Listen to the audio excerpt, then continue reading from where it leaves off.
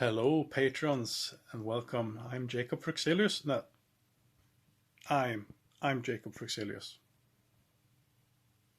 That's just a picture. All right. I'm going to tell you a little bit about my own background in gaming. Um, when I grew up, we grew up in a big family, as you probably know by now. And me and all my brothers, primarily, the sisters were not as interested in games as we were. We had a lot of gaming, and our father made games and so on that we played. Um, and one of the very early influences for me was the Warhammer 40k world.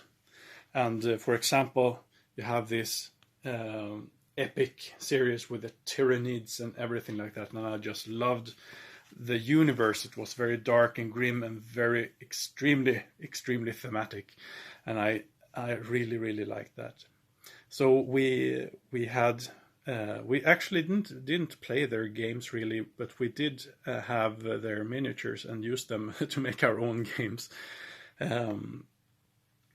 So we had a lot of fun with that. So a theme, having things being thematic, is something very real in my life and in my background.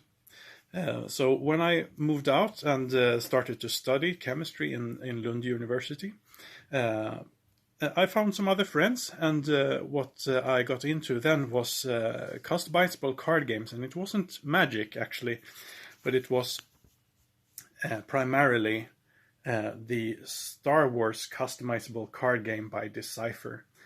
This has been one of the greatest inspirations in my life, in the gaming side of things. And you could have the thing that was really inspiring with the Star Wars customizable card game was to just see how they could do so many things with just cards.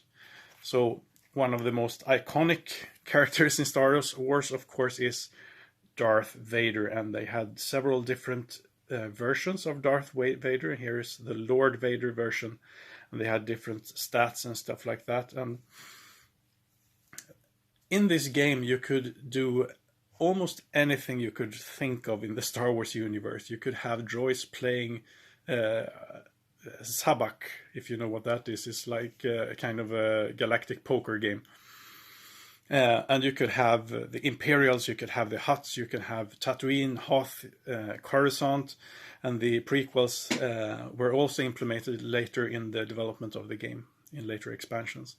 So you could do, well, almost anything, and I just loved it. And they also had, I loved Star Wars, of course, so that was a good get-go, but in the game you could do so many different things, and you could do so many different combos. And unlike many other card games, there were actually no cards that were just strictly better than other cards. There were, of course, power differences in cards, but there was always some possible situation where a card was actually the best card, and better than the one that was usually better. And I really liked that as well. That made there was a niche for many different cards, and the game developed not by increasing the power curve primarily, but to increase the scope of the game. You could do many more different things and so on. So Star Wars customizable card game was a huge inspiration for me early on. And later on, I have played a lot of World of Warcraft trading card game, which was the precursor for Hearthstone, which is the computer version of that game. But I played mostly the card game, which was called World of Warcraft trading card game. And I think you can see this in my designs. It's just how card combos and keywords and different card types is something that I really love, and that is inspiring to me, and it's a vehicle for me to get to the theme of something. So you can expect me to make more card games in the future, sometimes just cards and sometimes with boards and a lot of other mechanics as well. But that's a little bit about my background. So see you again some other time. Take care.